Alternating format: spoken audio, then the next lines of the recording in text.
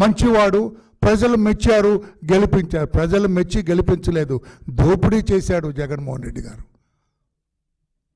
Pinnelli రామకృష్ణని arrest చేస్తే నరకాసుర వధ జరిగితే ఏ రకంగా దీపావళి జరిగిందో ఆ రకంగా మాచర్లలో ప్రజలు సెలబ్రేట్ చేసుకున్నారు.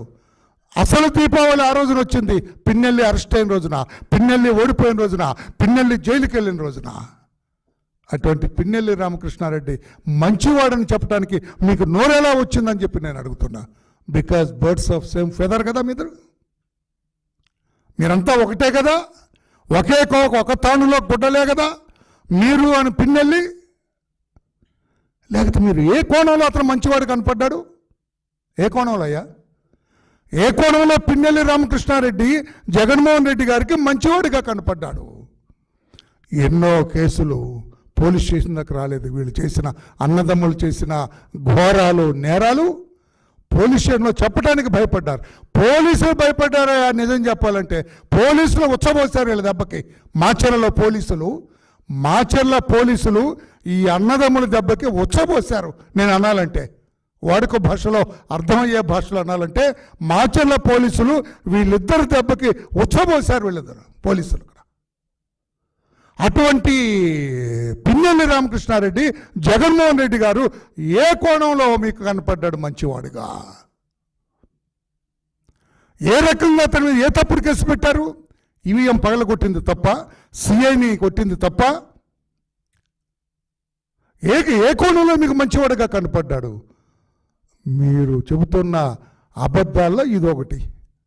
మీరు నోరు తెస్తే, జగన్మోహన్ రెడ్డి గారు నోరు తెస్తే అబద్ధాల పుట్ట. ఆ అబద్ధాల్లో ఇదొకటి.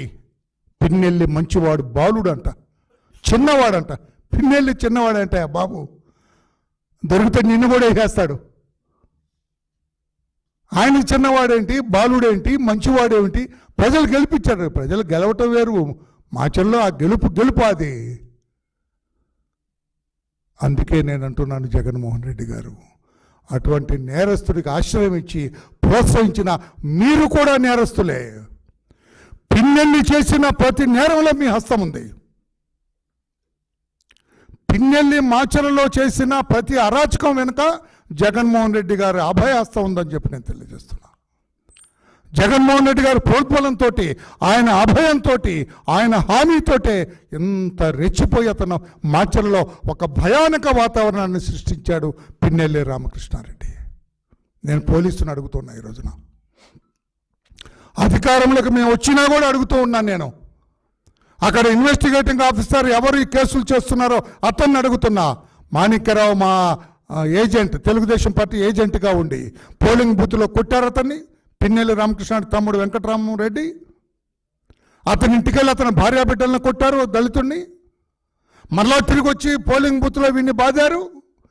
డిఎస్పీ భయపడి తన పోలీస్ స్టేషన్కి తీసుకెళ్లి పోలీస్ స్టేషన్లో రక్షణ కల్పించాడు. పోలీస్ స్టేషన్ మీద అటాక్ చేస్తే పోలీస్ స్టేషన్ నుంచి పారిపోయాడు అతను. ఇంత జరిగితే నీకు అమాయకుడిగా కనపడ్డాడా జగన్మోహన్ రెడ్డి గారు? ఈ పిన్నెల్లి బ్రదర్స్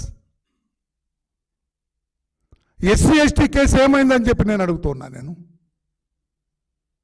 అందులో ఇతను ముద్దాయా కాదని చెప్పి నేను అడుగుతున్నా. నేను బుద్ధాయం కన్నా బోండాబొమ్మ మీద అటాక్ని అటెంప్ట్ టు మర్డర్ కేసు కింద ఆల్టర్ చేశారా లేదా? దాన్ని ఇకేం పొంద ఇన్వెస్టిగేషన్ మీరు చేసినట్టు? ఏం దర్యాప్తు అది? ఏం దర్యాప్తు చేసినట్టు మీరు?